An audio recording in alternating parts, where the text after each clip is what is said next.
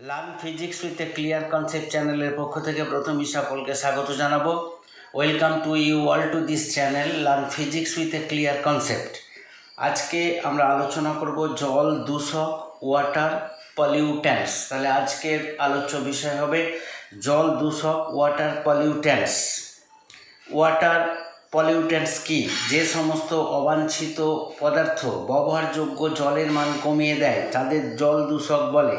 তাহলে যারা জলের মধ্যে মিশ্রিত থেকে জলের গুণগত মানকে কমিয়ে দেয় তাদেরকে জল দূষক বলে। জল দূষণের উৎস, জল যে দূষিত হচ্ছে সেটি কোন উৎস থেকে দূষিত হচ্ছে আমরা আলোচনা করব। বিভিন্ন উৎস থেকে ব্যবহারযোগ্য জল দূষিত হতে পারে। জল দূষণের বিভিন্ন উৎস আছে। জল দূষণের দুটি মুখ্য উৎসের কথা আমরা আজ আলোচনা করব। জল দূষণের যে দুটি মুখ্য উৎস সেগুলোর কথা উল্লেখ করা হবে। নাম্বার 1 প্রাকৃতিক উৎস, নাম্বার 2 কৃত্রিম বা মনুষ্য সৃষ্ট উৎস। প্রাকৃতিক উৎস থেকে কেমন করে জল দূষণ হচ্ছে সেটা আলোচনা করা হবে। কৃত্রিম বা মনুষ্য সৃষ্ট উৎস থেকে কিভাবে জল দূষণ হচ্ছে সেটাও আমরা আলোচনা করব। প্রাকৃতিক উৎস, নিম্নলিখিত প্রাকৃতিক উৎসগুলি জল দূষণের মুখ্য কারণ। জীব জন্তু উদ্ভিদ প্রভৃতির মৃত্যুর কারণে উৎপন্ন বর্জ্য পদার্থ। জীব জন্তু উদ্ভিদ ইত্যাদি মৃত্যুর কারণে যে সমস্ত বর্জ্য পদার্থ জলের সাথে মেশে তারা জলকে দূষিত করে। আগ্নেয়গিরি থেকে অগ্ন্যুৎপাতের সময় নির্গত বিভিন্ন অবাঞ্ছিত পদার্থ ব্যবহার্য জলে মিশ্রিত হয়ে দূষণ ঘটায়। যখন আগ্নেয়গিরি থেকে অগ্ন্যুৎপাত হয় তখন সেই আগ্নেয়গিরি থেকে নির্গত বিভিন্ন অবাঞ্ছিত দূষিত পদার্থ ব্যবহার্য জলের সঙ্গে মিশ্রিত হয় এবং জলকে দূষণ করে। পাহাড় পর্বত থেকে নেমে আসা ধস, পাহাড় পর্বত থেকে যে ধস নামে তা থেকেও জল দূষিত হয়। ভূমিক্ষয়, ভূমিক্ষয় থেকে সয়েল ইরোশন থেকেও জল দূষিত হয়। ভৌম জলে আর্সেনিক ও ফ্লুরাইড দূষণ, ভৌম জলের মধ্যে আর্সেনিক দূষণ হয়, ফ্লুরাইড দূষণ হয়, এগুলো সব প্রাকৃতিক দূষণ। কৃত্রিম বা মনুষ্য সৃষ্ট কারণ, এবার আমরা আলোচনা করব জল দূষণে মনুষ্য সৃষ্ট কারণগুলো কি কি।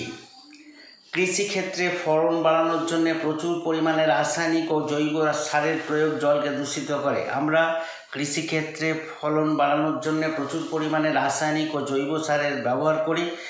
এই রাসায়নিক সার বা জৈব সারগুলি জলকে দূষিত করছে। কীটনাশক বা জীবাণুনাশক পদার্থ কৃষিক্ষেত্রে বা অন্যান্য ক্ষেত্রে যথেচ্ছ ব্যবহারের ফলে জলের দূষণ ঘটছে। আমরা কীটনাশক বা জীবাণুনাশক পদার্থ কৃষিক্ষেত্রে বা অন্যান্য ক্ষেত্রে যথেচ্ছভাবে ব্যবহার করছি, এরাও জলের দূষণ ঘটাচ্ছে। কল কারখানা থেকে নির্গত বিভিন্ন বর্জ্য বা বিষাক্ত পদার্থ জলের সাথে মিশে ব্যবহার্য জলের মান কমিয়ে দিচ্ছে, অর্থাৎ জলকে দূষিত করছে।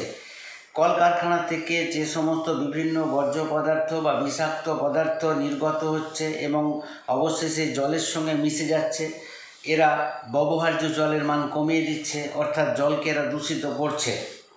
এক্ষেত্রে অর্থাৎ কল কারখানা থেকে নির্গত বর্জ্য পদার্থ বা বিষাক্ত পদার্থ জলের সঙ্গে মিশে যে জলের দূষণ ঘটাচ্ছে, এই দূষণগুলিকে আমরা তিনটি ভাগে ভাগ করতে পারি: জৈব পরিপোষক দূষক, জৈব দূষক এবং বিষাক্ত অজৈব দূষক। নাম্বার 1 জৈব পরিপোষক দূষক।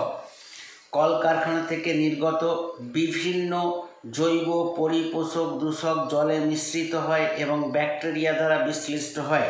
কলকারখানা থেকে যে সমস্ত দূষিত পদার্থগুলো নির্গত হয়ে জলের সঙ্গে মিশছে তার মধ্যে কিছু পদার্থ ব্যাকটেরিয়া দ্বারা বিশ্লিষ্ট হচ্ছে। ব্যাকটেরিয়া দ্বারা বিশ্লিষ্ট হওয়ার সময় প্রয়োজনীয় অক্সিজেন জল থেকে সংগ্রহ করে এবং জলে অক্সিজেনের পরিমাণ কমে যায়। এর ফলে জলজ প্রাণীরা ভীষণভাবে ক্ষতিগ্রস্ত হয় এবং মারা যায়। তাহলে আমরা দেখলাম কলকারখানা থেকে নির্গত বিভিন্ন জৈব পরিপোষক দূষক জলে মিশ্রিত হচ্ছে এবং ব্যাকটেরিয়া দ্বারা বিশ্লিষ্ট হচ্ছে। এই ব্যাকটেরিয়া দ্বারা বিশ্লিষ্ট হওয়ার সময় যে অক্সিজেনের প্রয়োজন হয় সেই প্রয়োজনীয় অক্সিজেন তারা জল থেকে সংগ্রহ করছে এবং জলে অক্সিজেনের পরিমাণ কমে যাচ্ছে। এর ফলে জলজ উদ্ভিদ এবং প্রাণীরা যারা জলে দ্রবীভূত অক্সিজেনের উপর নির্ভর করে তারা ভীষণভাবে ক্ষতিগ্রস্ত হচ্ছে এবং কোনো কোনো ক্ষেত্রে তারা মারাও যাচ্ছে। 2 নম্বর জৈব দূষক। কিছু জৈব দূষক আছে যারা কলকারখানা থেকে উৎপন্ন হয়ে জলে মেশে কিন্তু ব্যাকটেরিয়া দ্বারা বিশ্লিষ্ট হয় না। আগে পড়লাম জৈব পরিপোষক দূষক, যারা কলকারখানা থেকে নির্গত হয়ে জলের সঙ্গে মিশছিল এবং ব্যাকটেরিয়া দ্বারা বিশ্লিষ্ট হচ্ছিল। জৈব পরিপোষক দূষকগুলো কলকারখানা থেকে নির্গত হয়ে জলের সাথে মিশ্রিত হচ্ছিল এবং ব্যাকটেরিয়া দ্বারা বিশ্লিষ্ট হচ্ছিল। কিন্তু এই জৈব দূষক পদার্থগুলো কলকারখানা থেকে নির্গত হয়ে জলের সঙ্গে মিশছে কিন্তু ব্যাকটেরিয়া দ্বারা বিশ্লিষ্ট হচ্ছে না। এরা জলের মধ্যে উপস্থিত থেকে জলের দূষণ ঘটাচ্ছে এবং জলজ উদ্ভিদের ক্ষতি সাধন করছে। এই সব জৈব দূষকগুলি ক্যান্সারের মতো প্রাণঘাতী রোগ পর্যন্ত সৃষ্টি করতে পারে।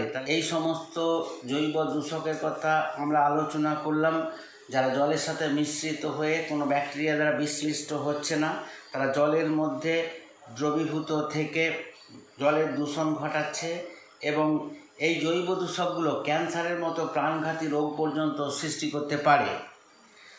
অজৈব দূষক। তাহলে আমরা প্রথমে পড়লাম জৈব পরিপোষক দূষক, তারপরে পড়লাম জৈব দূষক, এবার আসছে অজৈব দূষক। কলকারখানা থেকে বিভিন্ন অ্যাসিড, লবণ ও বিষাক্ত ধাতু বর্জ্য হিসাবে নির্গত হয়, যা জলের দূষণ ঘটায়। কলকারখানা থেকে নির্গত হচ্ছে বিভিন্ন অ্যাসিড, লবণ ও বিষাক্ত ধাতু বর্জ্য পদার্থ হিসাবে এবং এরা জলের সাথে মিশে এরা জলের দূষণ ঘটাচ্ছে। জল শোধন প্লান্ট থেকে ক্লোরিন নির্গত হচ্ছে, সেপটিক ট্যাঙ্ক থেকে নাইট্রেট, লন্ড্রি থেকে ফসফেট ইত্যাদি এরাও জলে মিশছে, যা দূষণের অন্যতম কারণ। তাহলে অজৈব দূষক, আমরা কলকারখানা থেকে বিভিন্ন অ্যাসিড, লবণ ও বিষাক্ত ধাতু জলের সাথে মিশছে, জল শোধন প্লান্ট থেকে ক্লোরিন, সেপটিক ট্যাঙ্ক থেকে নাইট্রেট, লন্ড্রি থেকে ফসফেট ইত্যাদি জলে মিশে জলের দূষণ ঘটাচ্ছে।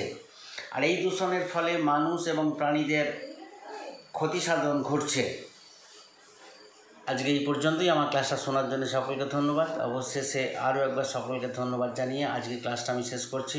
ক্লাসটা ভালো লাগলে অবশ্যই একটা লাইক দেবে, বন্ধুদের সাথে শেয়ার করবে এবং চ্যানেলটিকে অবশ্যই সাবস্ক্রাইব করবে।